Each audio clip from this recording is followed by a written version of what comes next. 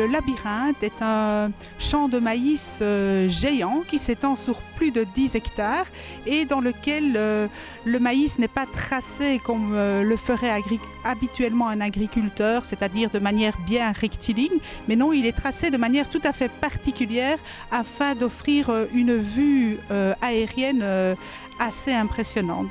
Quelle est la spécificité de ce labyrinthe? C'est qu'il est animé par des comédiens qui vont raconter une histoire. Donc tout au long du parcours du visiteur, il va pouvoir rencontrer 7 comédiens à différents endroits du labyrinthe et ils auront des énigmes à trouver avec les comédiens, une interaction à jouer. Le visiteur devient vraiment acteur de l'histoire, il a vraiment un rôle à jouer dans l'histoire. Et bien, cette année, le thème, c'est Aventure chez les Mayas.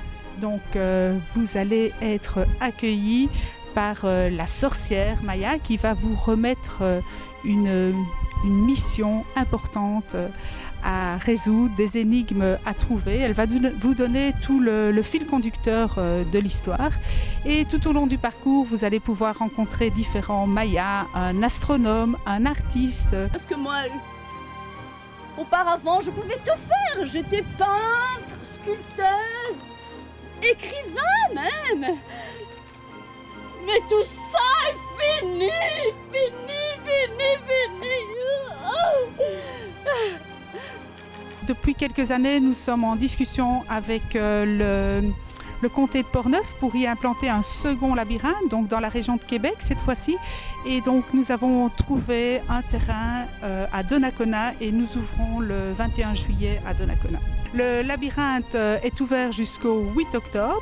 Il faut savoir que l'été jusqu'au 26 août, le labyrinthe est ouvert tous les jours et qu'au mois de septembre, le labyrinthe est ouvert uniquement les fins de semaine ainsi que le jour de la fête du travail et le premier week-end d'octobre avec le jour de l'Action de grâce.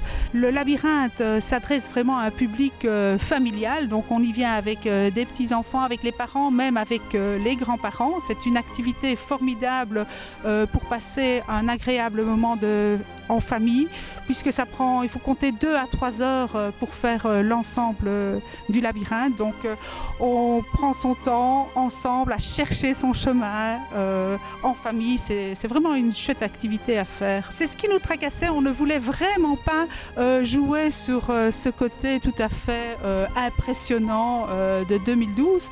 Mais par contre, on en profite, nous, pour pouvoir faire passer un message comme quoi il y a tout de même un nouveau monde qui est en train de se préparer, il y a une nouvelle prise de conscience à prendre, il y a des nouveaux comportements à adopter et je pense que les Mayas étaient des précurseurs là-dedans et je pense qu'ils ont des leçons à nous donner à ce niveau-là.